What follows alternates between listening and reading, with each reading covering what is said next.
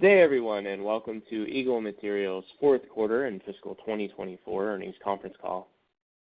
This call is being recorded. At this time, I'd like to turn the call over to Eagle's President and Chief Executive Officer, Mr. Michael Haack. Mr. Haack, please go ahead, sir. Thank you, Jamie. Good morning. Welcome to Eagle Materials conference call for our fourth quarter and fiscal year 2024. This is Michael Haack. Joining me today are Craig Kesler, our Chief Financial Officer, and Alex Haddock, Senior Vice President of Investor Relations, Strategy, and Corporate Development. There will be a slide presentation made in connection with this call. To access it, please go to eaglematerials.com and click on the link to the webcast. While you're accessing the slides, please note that the first slide covers our cautionary disclosure regarding forward-looking statements made during this call. These statements are subject to risks and uncertainties that could cause results to differ from those discussed during the call. For further information, please refer to this disclosure, which is also included at the end of our press release. Let me start out today by simply saying thank you. More specifically, thank you to our employees who made fiscal year 2024 a safe, productive year, working diligently to produce industry-leading quality products for our customers. Thank you to our customers who support our local operations daily and use the materials we produce to make America better. Thank you to our investors that believe in the value that Eagle Materials brings to society. Without each of you, I would not be able to report on yet another year of record financials, benchmark safety statistics, and excellent operational performance at Eagle Materials. First, let me take a minute to comment on our most valuable asset, our people. Our results are dependent on our employees. At Eagle, we are dedicated to continuously developing our people and ensuring they understand their role with respect to health, safety, and the environment. In this regard, I'm happy to report that we were able to sustain our below-industry total recordable and lost time incident rates across all four of our businesses. Our work on safety will not be complete until we achieve zero. We will continue to focus on leading indicators as highlighted by our 35% increase in near-miss hazard observations since 2021 to drive change and create an even safer workplace. With regards to environmental stewardship, we made meaningful headway this year and demonstrated in our updated corporate sustainability report, which we released earlier this quarter. I'd like to highlight a few items from this report. Our transition from traditional cement to Portland limestone cement and other blended products brought us close to achieving our 2030 aspiration for reduced carbon intensity early. We will continue to find ways to reduce this intensity level over the coming years to exceed our 2030 goal. We reduced our water consumption by 23% company-wide and will continue to find ways to be more water efficient. In terms of how we report our progress, we have incorporated new disclosures in our sustainability report, including data around our Scope 1 and Scope 2 emissions, and we started to align with SASB and TCFD reporting frameworks.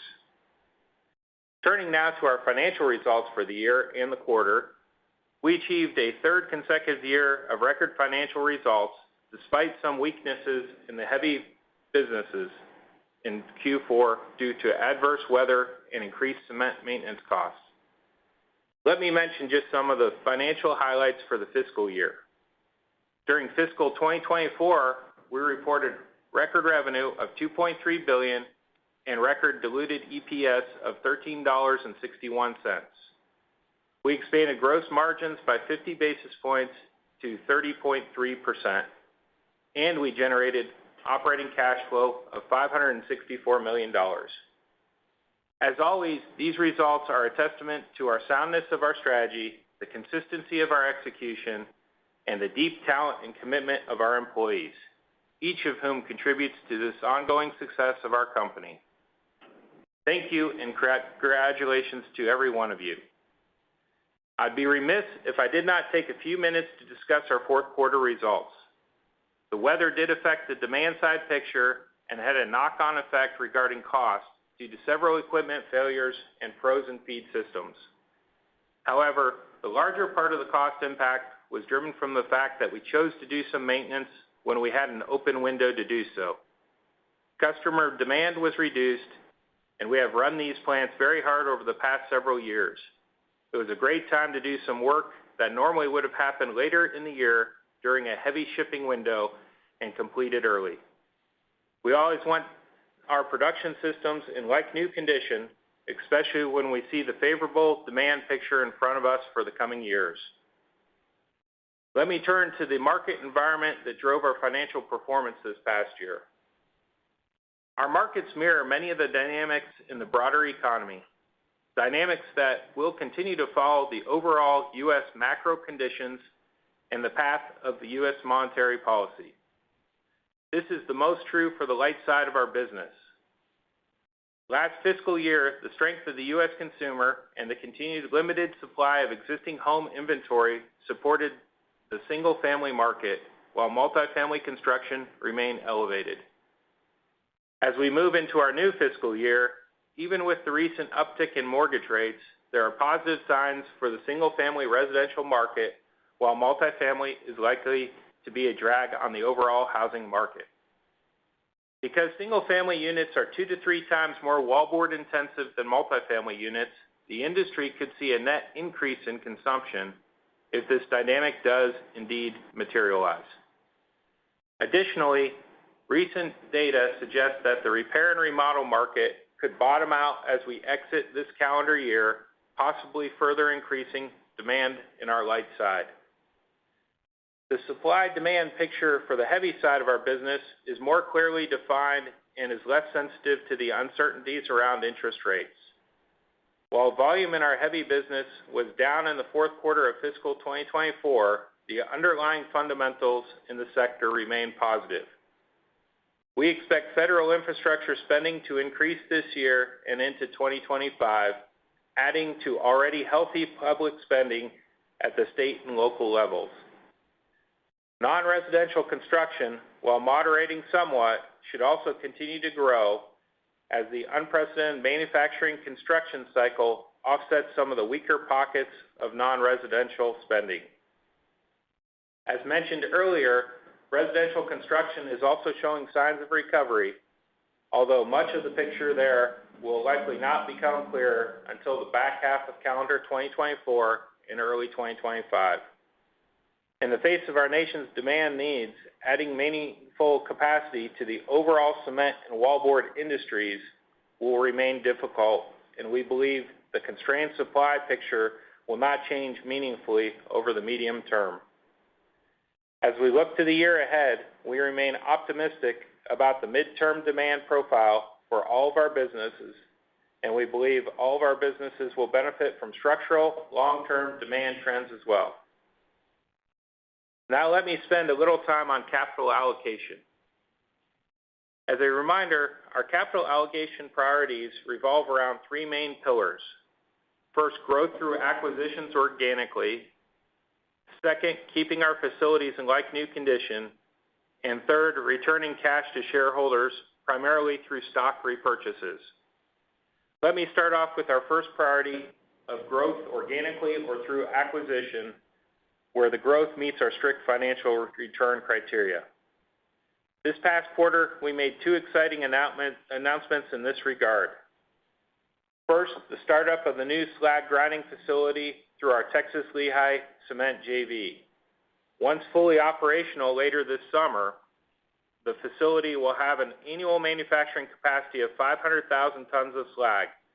This is incremental to the manufacturing capacity of Texas Lehigh's Buda, Texas cement plant and our import terminal in Houston.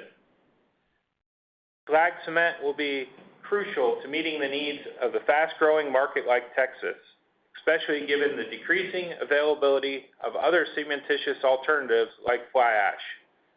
The facility is another step in transitioning our cement portfolio to less carbon-intensive blended products.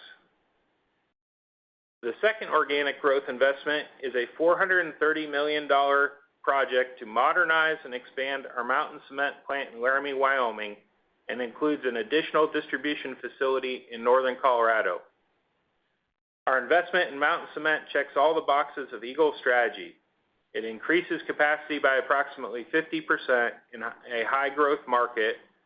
It lowers manufacturing costs by approximately 25%, enhancing our low-cost position, and it reduces the carbon intensity of that business by 20%. These growth investments, the new slag facility in Texas, the Laramie, Wyoming cement plant expansion, combined with Stockton, California cement terminal acquisition completed at the beginning of the year, meaningfully advanced our strategy and should generate high returns.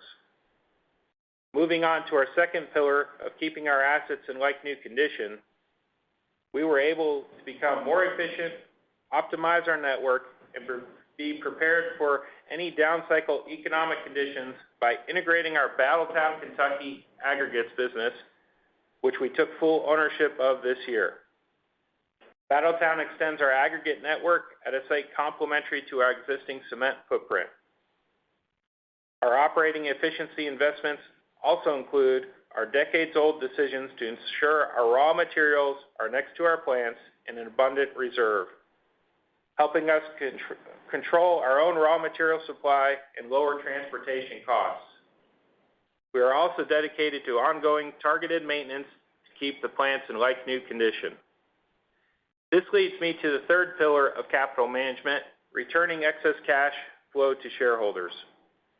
Our consistent operational performance and financial discipline produce strong enterprise cash flows, putting us in an enviable position of returning excess capital to shareholders, even as we capitalize on growth initiatives and invest in the sustainability of our businesses. This past fiscal year, we returned $343 million to shareholders through share repurchases and dividends. Over the last 5 years, our share buyback program has reduced the overall stock float by nearly 30%. Our balance sheet is healthy, with our net leverage ratio staying at 1.3 times, giving us substantial financial flexibility to execute our disciplined capital allocation strategy in varying market conditions. With that, I'll turn it over to Craig for more comments. Thank you, Michael. Fiscal year 2024 revenue was a record $2.3 billion, up 5% from the prior year. The increase primarily reflects higher cement sales prices and contribution from the Stockton import terminal we acquired in our first fiscal quarter, partially offset by lower wallboard sales volume. Excluding the contribution from the Stockton import terminal, revenue was up 3%. As Michael mentioned, underlying fundamentals remained strong across our businesses, which supported our price increases, drove margin expansion, and ultimately helped us achieve record annual EPS. Revenue for the fourth quarter was up 1% to $477 million, primarily reflecting increased cement sales prices. Diluted earnings per share for the full fiscal year increased 9% to $13.61. In addition to margin expansion, the increase reflects the reduced share count resulting from our share repurchase program. Fully diluted shares are down 5% from the prior year and are down nearly 30% in the last 5. Fourth quarter EPS was down 20%, largely because of heavy materials results in the quarter when the cement and concrete and aggregate businesses were affected by adverse weather conditions and increased maintenance costs in the cement business. Turning now to segment performance highlighted on the next slide. In our heavy materials sector, which includes our cement and concrete and aggregate segments, annual revenue increased 12% to $1.5 billion. The increase reflects higher cement sales prices and the contribution from the Stockton import terminal. As Michael mentioned, we faced adverse weather conditions during the fourth quarter across most of our markets, including the coldest January in 17 years in Austin with record rainfall and an extreme cold snap in Kansas City during January that caused disruption not only to sales but also to operations. We estimate the impact on earnings from lower sales volume due to weather delays was $3 to $4 million. The operational impact from equipment downtime to be another $3 to $4 million, and increased maintenance costs was approximately $7 million. One last comment on the weather is the impact was also felt in our concrete businesses, which we largely operate in the same markets as our cement plants. Annual operating earnings increased 18% to $351 million, again reflecting higher cement prices, partially offset by higher operating costs. Our fourth quarter cement price was up 5% as a result of price increases we implemented in January. Flipping to our light materials sector on the next slide, annual revenue in our light materials sector declined 4% to $941 million, reflecting lower wallboard sales volume. Annual operating earnings declined 3% to $366 million, also because of lower wallboard sales volume, partially offset by record paperboard shipments and lower recycled fiber costs. In the fourth quarter, industry wallboard shipments increased for the first time in 5 quarters. In response to the favorable outlook for residential construction, we implemented a wallboard price increase during the fourth quarter, the full effect of which is not completely reflected on our quarterly average wallboard price. Looking now at our cash flow. We continue to generate very strong cash flow and allocate capital in a disciplined way throughout fiscal 2024. Operating cash flow was up 4% year-over-year to $564 million. Capital spending increased to $120 million as we continue to invest in and improve our operations. During the year, we also acquired the Stockton Cement Import Terminal for approximately $55 million. We paid $35 million in dividends and repurchased approximately 1.9 million shares of our common stock, or 5% of the outstanding, for $343 million, returning a total of $378 million to shareholders over the course of the year. We have 5.9 million shares remaining under the current repurchase authorization. As we announced last week, and Michael discussed earlier, we are investing $430 million to modernize and expand our Mountain Cement plant, which serves the growing northern Colorado market. The plant will be upgraded from the existing 2 long dry kilns to a single modern pre-calciner kiln line, which will significantly improve energy efficiency and simplify maintenance programs. The existing plant will continue to operate until construction is complete in the latter half of calendar 2026. Construction is expected to begin this summer, and as a result, we expect total company capital spending in fiscal 2025 to increase to a range of $310 to $340 million. Finally, a look at our capital structure. At March 31st, 2024, our net debt to cap ratio was 45%, and our net debt to EBITDA leverage ratio was 1.3 times.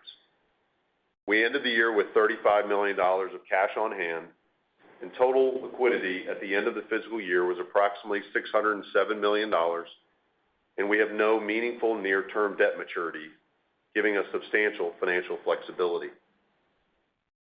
Thank you for attending today's call. We'll now move to the question and answer session. Jamie, I'll turn it over to you.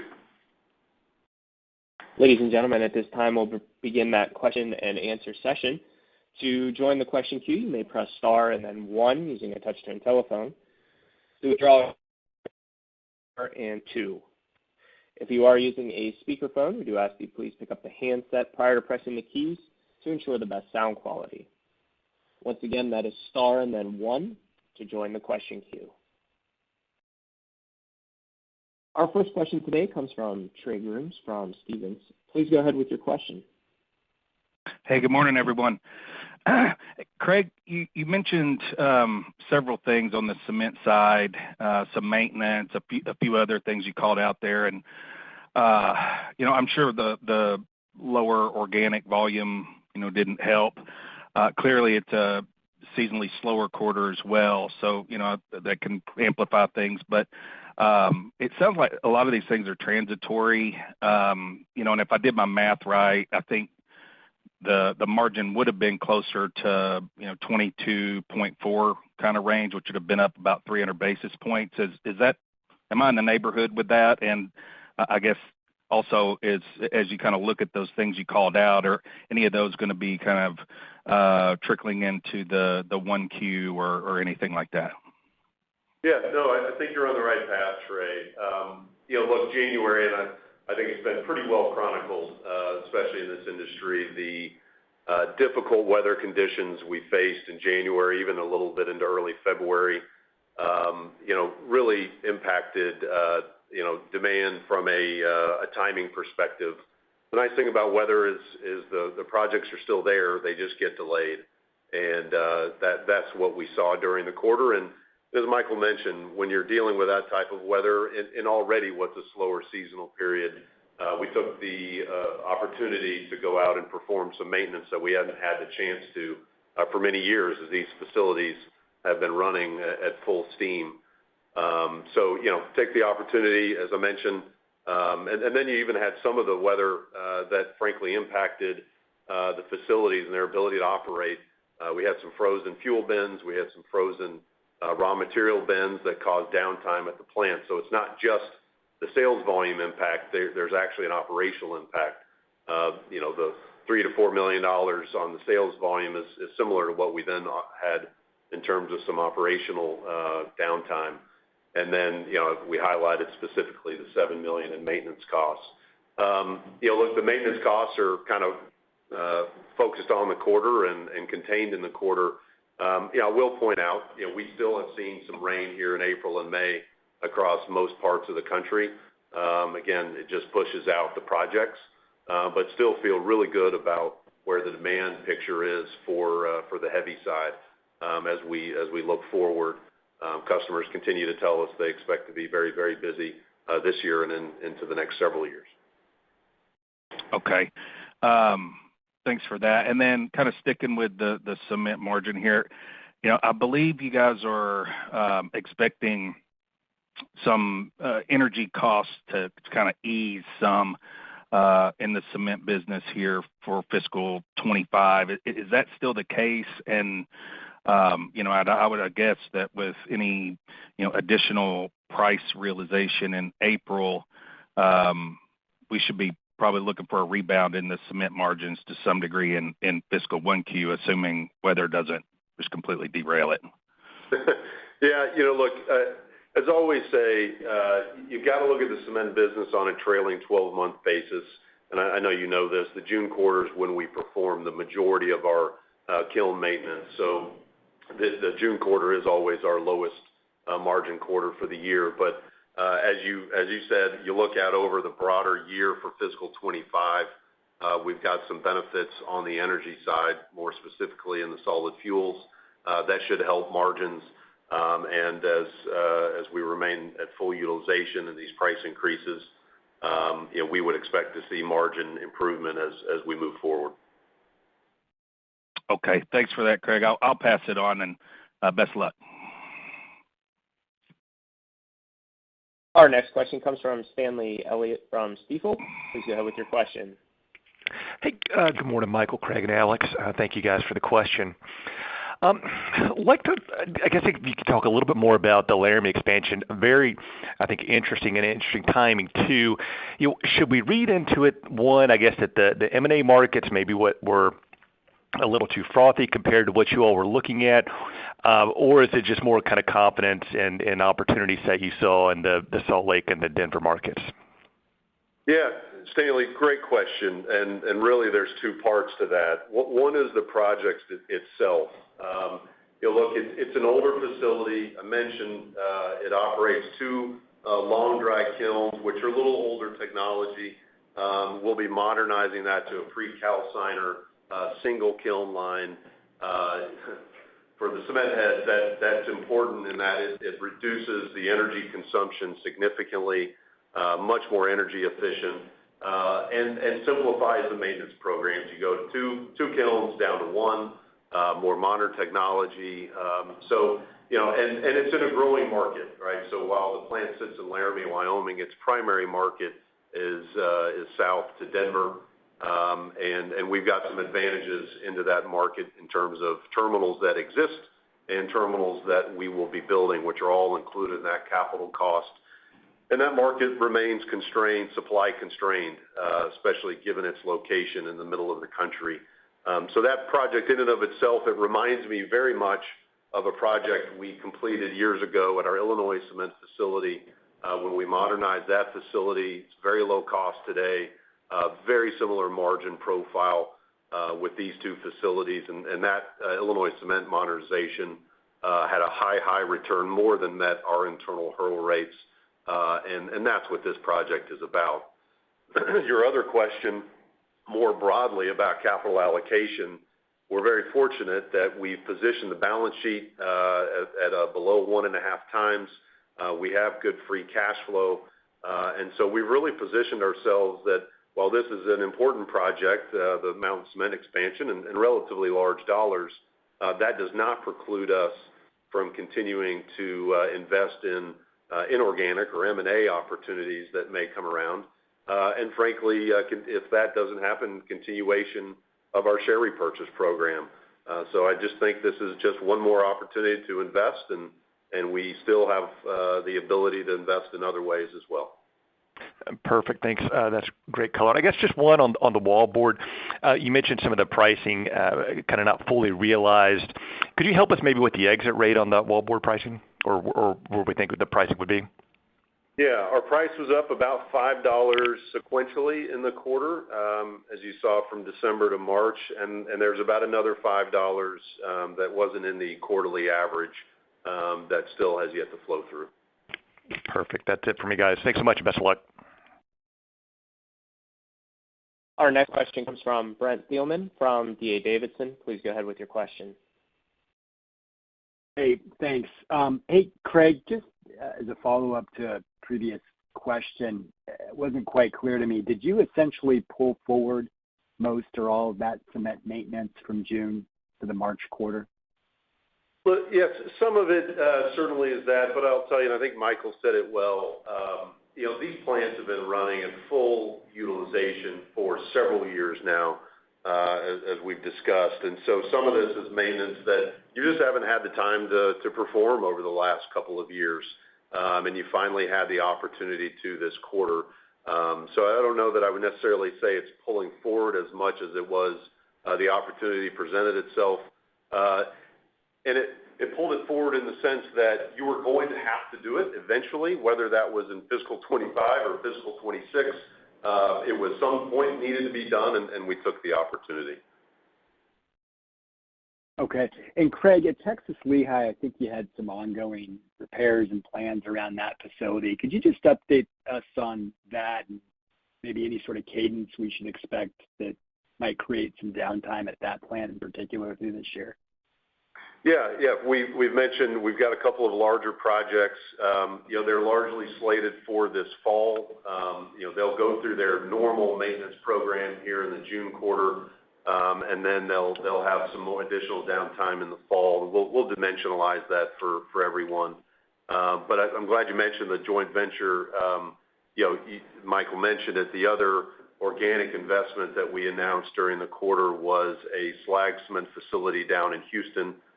It will be right there in the ship channel, and that's an incremental 500,000 tons of cementitious product that we'll be able to sell above and beyond the cement manufacturing footprint. That is in the joint venture, so we pick up half of that opportunity. But good investment. We are carrying some costs associated with startup of that facility. Call it $700,000 to $800,000 in the quarter of incremental costs for that facility, and as we're staffing that facility up. But that's an exciting opportunity for us later this summer. Okay. Just one more quick one. Appreciate all the color on the investment at the facility in Wyoming. Is it fair to say that you're evaluating sort of similar capacity improvement or opportunities across the broader portfolio? Was there this one somewhat unique? Does it stand out relative to what you might be looking at relative to the other facilities? Just curious kind of how you're thinking about the broader portfolio here.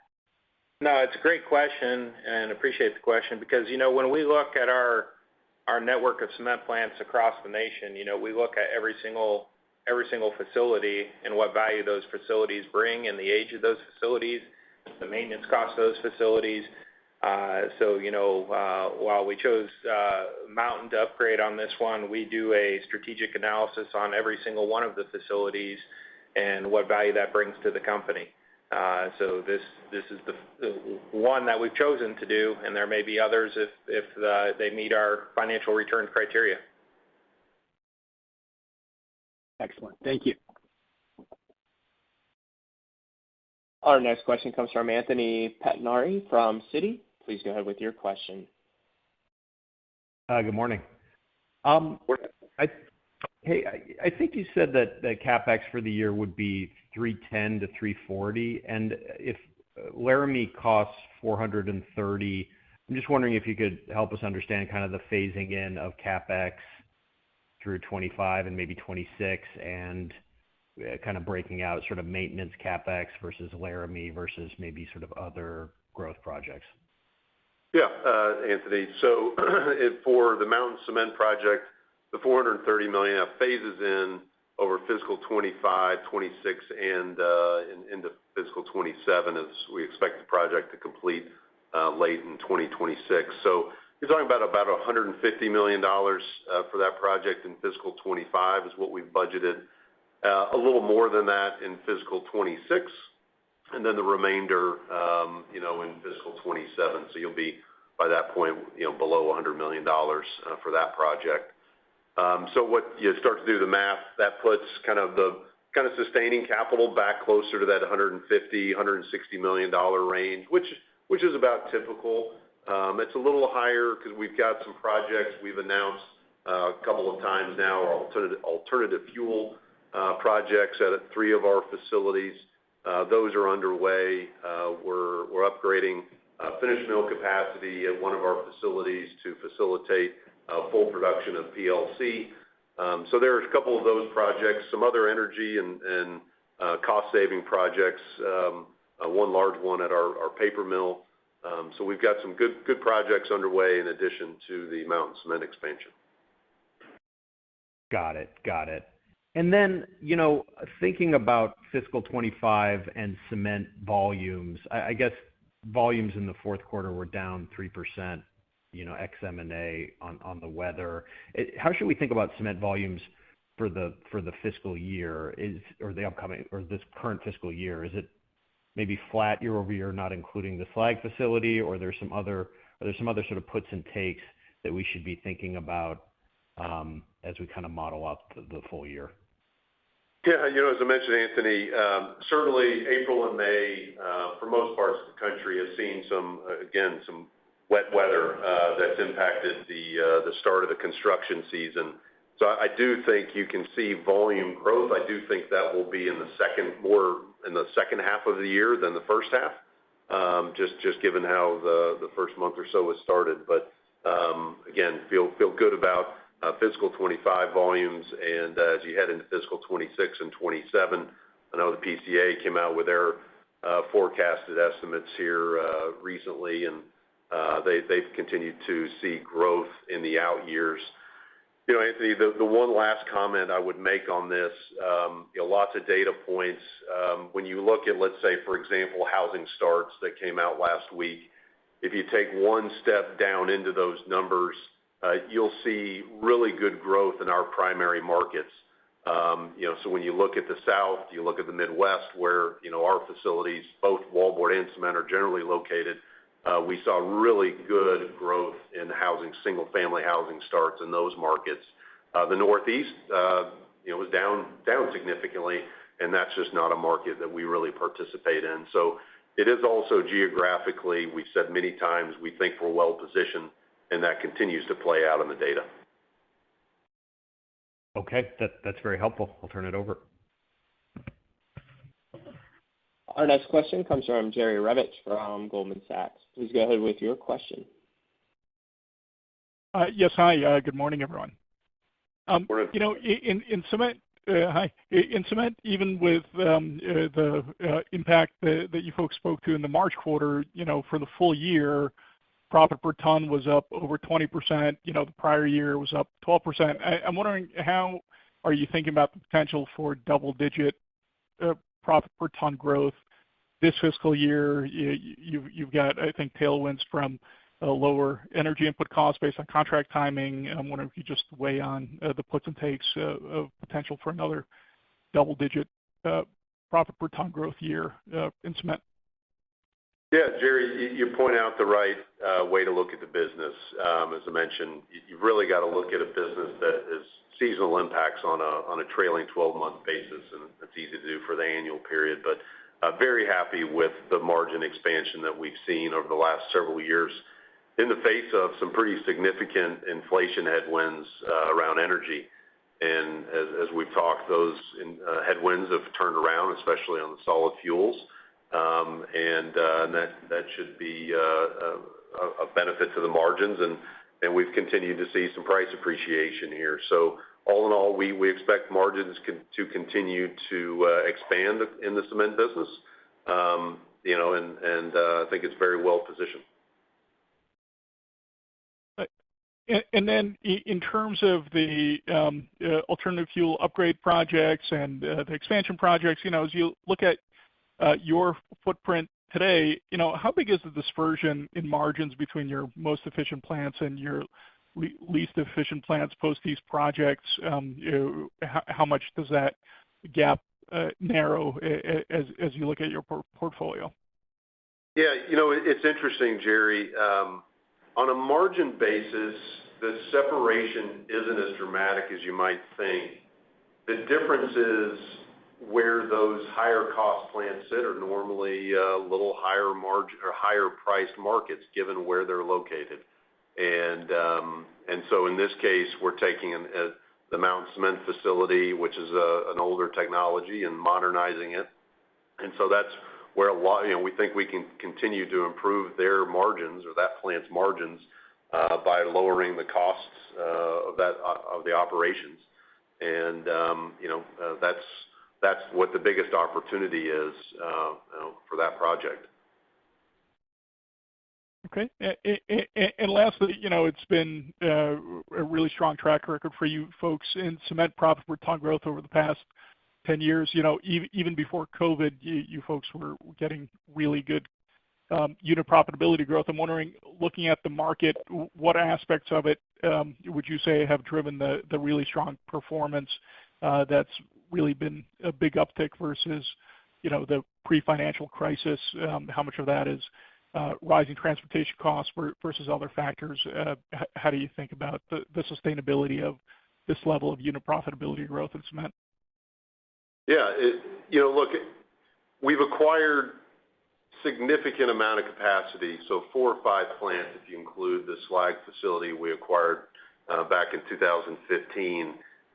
But we've acquired a couple of cement plants here recently. And you've heard us say many times, and I'd love to tell you it's one or two things. It is an intense focus on operational improvement and recognizing that there are some key metrics around utilization rates and throughput. And that is an area that we spend an inordinate amount of time making sure the plants are up and running, and when they are running, the amount of throughput is being maximized. And that's through maintenance programs, being very diligent with our maintenance. I know we spend a decent amount of money here in the fourth quarter, but it pays off in the future as you keep your kilns running, you keep the finished mills running at higher rates, which not only improves your overall operating costs, it also allows us to meet our customers' needs. And so where the opportunity and the growth has come from is making sure those kilns are running. And some of these facilities that were running prior to our ownership, prior to the financial crisis in the mid to low 80s, we've now got running well over 90%. And that is a meaningful change when you start thinking about a cost on a per unit basis, and they're ultimately on a margin basis. So it's a lot of the operational folks that have done a fantastic job of keeping those plants running and throughout the cycle. And in terms of the sustainability of that, we've actually improved the overall network of Eagle. When you think about, I go back many years, when you think about the plants that we ran before the financial crisis and the plants we run today, the overall average is an improvement. And then you add in some of these projects like the Mountain Cement modernization, we're actually reinforcing that and keeping those margins sustainable through cycles. Appreciate the discussion. Thank you. Our next question comes from Adam Thalhimer from Thompson Davis. Please go ahead with your question. Hey, good morning, guys. Hey, Craig, can you just comment on cement pricing a little bit? Was the weather an impact to cement pricing as well? You know, it doesn't necessarily impact the price. It does certainly impact volumes, but we had price increases in about half our markets in January, and they went through as they were planned. Okay. Any for April? Yes. Then we had some that were, you know, some of our markets have some in April and scattered throughout the early summertime, depending on the markets. And some of that is, you know, exact timing. As I mentioned, the construction season's gotten off to a little slower start given all the rain that we've seen. But for those markets, they'll be later here in the year. Makes sense. And then how should this slag plant, does that open up at capacity, or how do you see that ramping up over time? Yeah, no, it's like most facilities. There'll be a startup time. So as that plant begins here late in the summer, you know, it'll have startup associated with that and through the winter. As you get into 4Q, you'll start to see that become a more meaningful contributor to our overall profile. But really, the benefit will be seen in fiscal 26 from that facility. Fiscal 26, perfect. And then what are you seeing from others? Just kind of a bigger picture question on tightness in the cement market. I mean, what are you seeing from others in terms of capacity additions or expansions? You know, I would say, look, I think as we've well documented that, you know, significant constraints on adding any significant new capacity across the country. There's a few modernizations, one that completed a year or so ago, and aware of one other. But by and large, you know, again, it's just difficult to add capacity, U.S. cement capacity. Yep. Okay, thanks. Our next question comes from Phil Ng from Jefferies. Please go ahead with your question. Hey, Craig. Appreciate some of the color you just gave on cement. Can you provide a little more color where, like, your ASP was for cement as you exited quarter and what you've kind of realized thus far in May? And a few of your competitors have talked about potentially announcing mid-year price increases in cement. Have you announced any, and do you plan on announcing any mid-year increases in cement as well? Yeah, Phil, in terms of the price for the quarter, cement is pretty much you put it in January, and that's the price for the quarter in the markets that we went forward in. And so I would say the average was pretty consistent throughout the quarter. You know, we're in the process of implementing some price increases kind of post the quarter, and we'll certainly give you an update on that as we get into the next call. It's a little early to speculate on additional price increases for the remainder of calendar 24. And certainly, as we've said before, you know, customers will be the first to know about that. But you know, what we're interested when the sun shines here in April and May, business is good. But we have seen quite a bit of rain here in the first part of the year. And so, you know, we'll see about additional timing. So, Craig, I guess the remaining 50% that was not part of January, it sounds like the cadence is a little throughout the quarter, maybe even late summer. Can you kind of give us a little more? Can you help us quantify, I guess, those markets, how much you have, and does it all go in April? Does half of that go in June? Just give us a little more color so we're mindful how to model the cement increases. Yep. You know, there's a couple of markets that did go in April, and then some of them have been pushed into May or June. And that's kind of the cadence. So you'll see a little bit, you know, not at the full quarter average won't reflect the full price for what we've gone up in. Okay. And then I guess pivoting to perhaps your wallboard business, Michael, you sounded pretty upbeat on single-family new construction, but certainly the outlook's a little more mixed on multifamily and commercial. So I guess my question is, have you seen that inflection come through already in single-family, and have bidding and orders progressed nicely? Because we've seen obviously rates tick back up, and the starts data more lately been a little more choppy. And do you expect volumes to be up this year, given what your view is on single family and any mixed nuances that we need to be mindful from a margin standpoint as well, just given how these different end markets are kind of progressing? Yeah, Phil, I'll take that first. And as I mentioned earlier, you can look at the choppiness in some of the housing data. We do look at the next layer down, and when you start looking at it on a geographic basis, our markets are well outperforming the national average. So the data from last week, you bifurcated in the Northeast, saw a pretty negative number for housing starts, whereas which is a market we really don't operate in or compete in, whereas in the South and the Midwest markets, which are our core markets, they continue to see very nice appreciation and growth. And as Michael mentioned, the single-family construction activity is important, significantly more important than multifamily, just given the size and the scale. Single-family construction will consume 2 to 3 times more wallboard than a multifamily unit. So it's why we spend most of our time talking about single-family construction activity.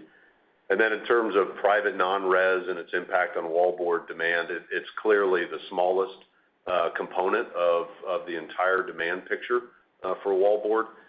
And again, that also has varying adjustments geographically.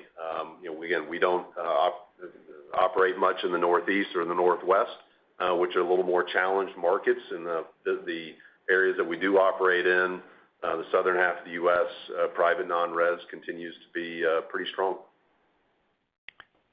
And Craig, just so I understand, there's no real mix margin nuances that we need to be mindful of, multifamily versus single family or commercial. I mean, it sounds like it's a good guide. Demand is how we should think about it. And then, given your end markets, you haven't seen any slowdown in bidding and order activity. It sounds like you're seeing momentum build. Is that the right take?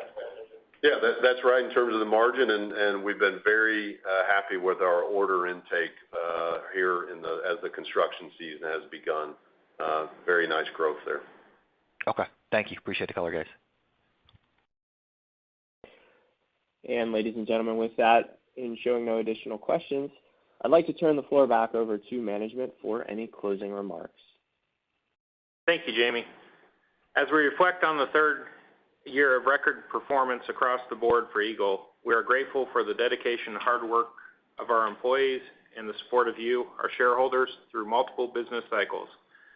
We are proud of our team's superior execution at every point in the cycle, and we are committed to continuing to execute our strategy with rigorous discipline, the highest safety standards, and respect for our communities, our environment, our employees, our shareholders, and all of our stakeholders. Thanks for joining us today. We're looking forward to a good year ahead. Ladies and gentlemen, with that, we'll be concluding today's conference call and presentation. We thank you for joining. You may now disconnect your lines.